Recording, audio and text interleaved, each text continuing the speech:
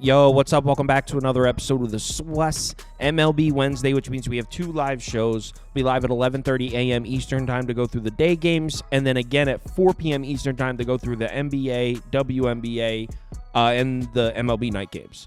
So if you're able to make it, we'd love to see you in the comments. As far as Tuesday night, I'm off to a bad start, but the Tigers are down 3-0, and the Rays' first 5-run line is in jeopardy. So hopefully by the time you're watching this, things turned around for me, but looking like a rough start to Tuesday night for me.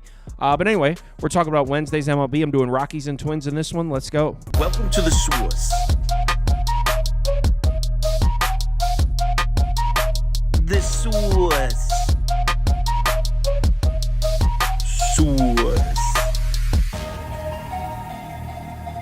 Hey, get the sauce. All right, like I said, Colorado's on the road in Minnesota here, and the Twins are pretty heavy favorites at home, minus 210.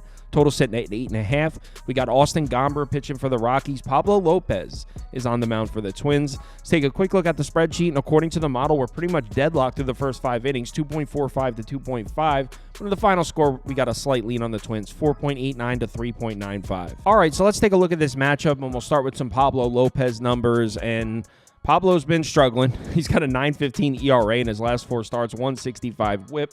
Expected FIPS at 448. Indicates he's had some bad luck, but still, Pablo Lopez definitely not pitching well right now. His last 2 starts at home, 7.36 ERA and a 164 whip, so hasn't been much better at home in Minnesota. Let's pull up his game logs here, and one thing I will say is his numbers are definitely being skewed by a couple terrible starts in here. I mean, the Yankees crushed him, the Nats crushed him, the Rangers crushed him. The Yankees crushed him twice, actually. But if you look at the other starts in there, I mean, 7 innings, 1 run, 6 hits against Houston. That's an excellent start. He also pitched great against the Mariners, 6 1/3 innings, 1 run, 4 hits. He also blanked the Red Sox. So kind of tough to get a read here. I mean, he definitely hasn't been good, but the bad starts are just making his overall numbers look a lot worse than they are. That's what I'll say. If there's ever a spot for Pablo Lopez to pitch well, though, it's home against the Rockies. Rockies haven't been hitting righties. In the last 14 days, 27th in WRC+, 23rd in OPS, 22nd in WOBA. Same thing in the last 7 days. See the last 6 righty starters to pitch against the Rockies. 4.25 ERA, so they were able to get a run or two across on them. 135 whip, 314 expected FIP. For the most part, righty starters are able to pitch good games against the Rockies. You can see the game logs here. Look at the St. Louis series. They actually got to Sonny Gray, they got to Lance Lynn, and they got to Kyle Gibson. Back to back to back on the road in St. Louis, which is not usually what you see from the Rockies. And I was like, oh shit, are the Rockies bats coming to life here? Well, they followed that up by getting blanked by Payente and Chris Paddock. So I don't really know what to think about that. I think we can go ahead and start handicapping the Rockies as the worst lineup in baseball again, because they most likely are. I briefly hinted at the fact that the Rockies don't usually hit on the road, and you can see the numbers here. That's definitely true. In the last 14 days, 28th across the board. On the season, 28th in WRC+, 27th in OPS, 27th in WOBA. The Rockies can source some runs in Coors Field, but on the road, this is not a lineup you can trust. One thing I will add on here, though, and you could take this or leave it, Pablo Lopez has an ERA over 5.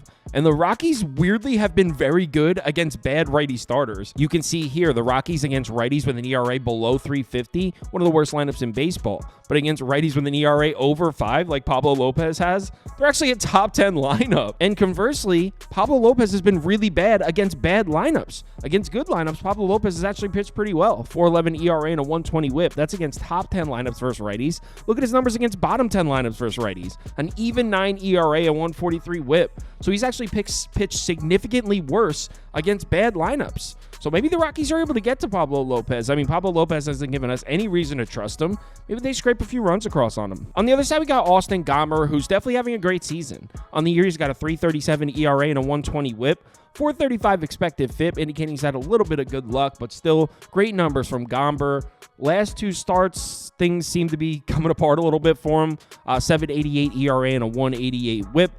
Both of those starts were on the road. You can see his last 2 road starts exactly the same as his last starts, but they were both on the road. And here they are. Here are the game logs. Got crushed on the road in St. Louis. Got crushed on the road at Dodger Stadium.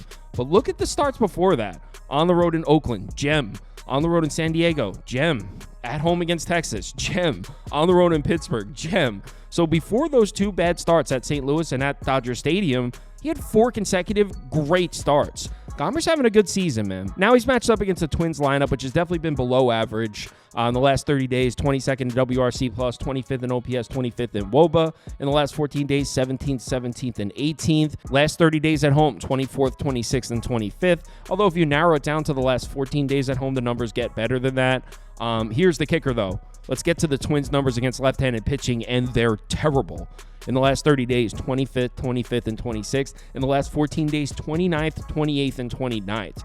Twins not getting to lefty starters. The last 3 lefties to pitch to start a game against the Twins, they combined for a 2.50 ERA and an 0.89 WHIP. So lefty starters have had no problems pitching against this Twins lineup. Here are the game logs here. Couldn't get to Rodon, couldn't get to Framber Valdez. Before that, they get to Cole Reagans. They only scored 2 runs, but that's 9 base runners in 5 innings. They were getting to him. Before that, Corbin, Parker, they got to both of those guys. Didn't get to Logan Allen, didn't get to Rodon before that. So kind of mixed signals here because there are a few games on this list where the Twins did crush a lefty starter, but I mean, getting shut out in 6 innings by Logan Allen is kind of inexcusable. But on the flip side, they did see Carlos Rodon twice, who's definitely been hot. Framber Valdez, we know, can pitch. So a little bit of tough competition. As a whole, I don't really trust this Twins lineup against a lefty, and Austin Gomber's having a good season. So I don't think it's crazy to think Gomber comes on the road here and pitches a good game. When we get to the bullpen matchup, though, this is where things get a little tricky. For starters, the Twins bullpen has been way better than the Rockies bullpen all season. The Rockies might have the worst bullpen in baseball over the course of the year. 30th, and 29th on the season in ERA, WOBA, and expected FIP. Twins have had a top 10 bullpen. Twins bullpen has also performed very well at home. Rockies bullpen on the road, not so much. Offensively in the late innings, really nothing here. Neither offense is doing much damage in the late innings, so no edge either way there.